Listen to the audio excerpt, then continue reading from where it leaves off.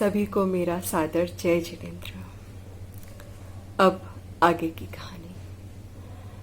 अंजना और बसंत दोनों नगर सीमा से काफ़ी दूर निकलकर रात्रि में एक वस्तिका में विश्राम करते हैं। प्रातः की अमृत बेला में अंजना उठते भगवंतों को याद कर अपने चिंतवन आत्माराधना में बैठ जाती है। क्या विचार करती है हमारी अंजना? चाहे जीवन में कैसा भी प्रसंग हो, वस्तु की स्वतंत्रता को स्वीकार कर अपनी आत्मा की आराधना कर शांत रहना ही श्रेष्ठ कर है और कोई दूसरा उपाय है ही नहीं। आकुलता करके क्या मिलेगा? उल्टा दुख ही मिलेगा। आज तक आकुलता करके कभी भी कोई परिस्थिति बदल पाई है? वस्तु का परिणमन तो स्वतंत्र है, व्यवस्थित है।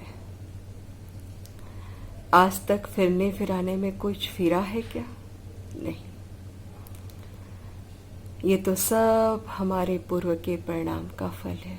इसमें हम कुछ भी नहीं कर सकते। अगर हमारे हाथ में कुछ है तो ऐसे समय में अपनी आत्म आराधना को और उग्र कर, गायक को और ऊर्ध कर, बस उसी में रुचि बढ़ाकर उसी में ही लीन हो जाना ही श्रेष्ठ कर है। चाहे जैसे संयोग हो, शांति और धैर्य ही लाभ का कारण है। अनुकूलता, प्रतिकूलता, संयोग, वियोग, मिलना, बिछुड़ना, यही तो संसार की स्थिति है। हजारों बार जीवों का संयोग हुआ है, वियोग हुआ है, हजारों का राग नियति ने बुलाया है।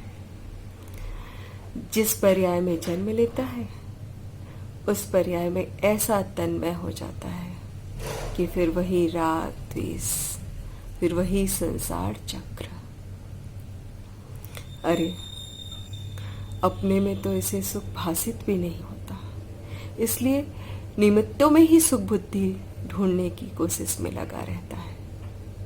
निमित्तों में सुख बुद्धि होने से नैमित्तिक राग द्वेष रूपी भावों का पक्ष मिटा नहीं पाते। राग द्वेष की धारा निरंतर चलती रहती है। जब तक कि मैं विश्वास नहीं करूंगा कि मैं ही सुख स्वरूपी आत्मा हूं, तो कौन तुम्हें तीन लोक में भी आकर कोई सुखी नहीं कर सकता। मुझको मेरे अलावा कोई भी सुखी नहीं कर सकता और मुझको मेरे अलावा कोई दुखी नहीं कर सकता। मुझको मेरे अलावा कोई हानि नहीं पहुंचा सकता और मुझको मेरे अलावा कोई अपमानित नहीं कर सकता। ऐसी चिंतवन में हमारी अंजना सती बैठी थी, पर महादेवी की पदाघात की पीड़ा से कभी कभी तड़प उठती। तो बसंत कहती, चोट बहुत गहरी है ना अंजना? तो अंजना क्या कहती है हमारी? क्या हम उस विगत घटना को भूल नहीं सकते? हमारा जीवत्व, हमारा अमरत्व हम में ही छुपा हुआ है। हर परिस्थिति अघट है। हमें कोई घटना घटती ही नहीं है, इसलिए तो हम अब तक बचे हुए हैं। हमें अभी तक के कोई मिटा नहीं हो सकता,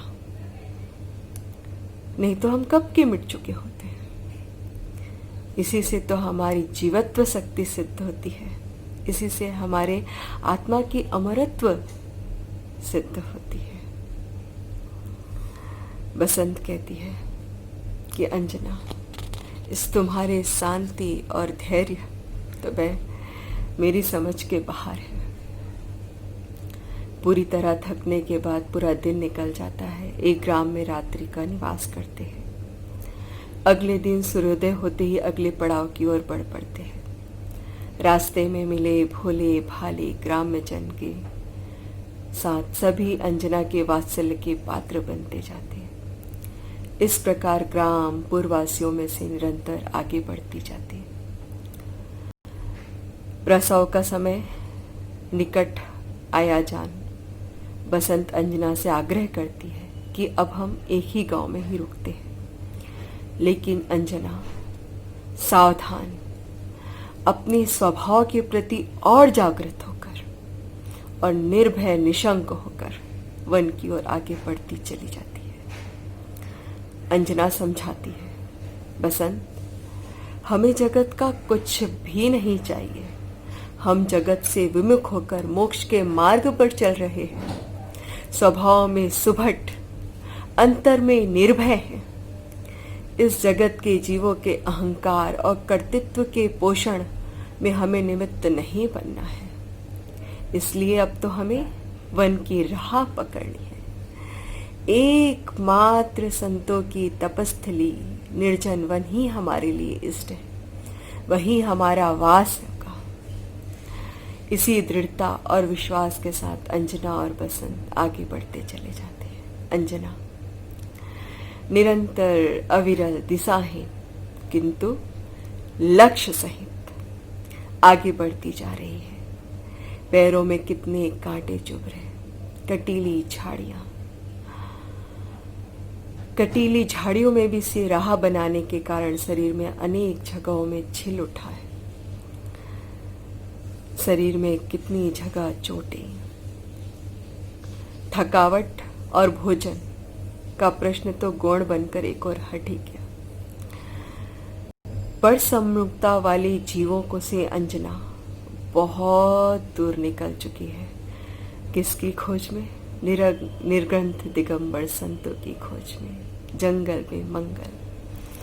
उनकी छत्र छाया में अपनी आत्माराधना की उग्रता के लिए हमारी अंजना जंगल की ओर निर्भीक निशंक निकल चुकी है।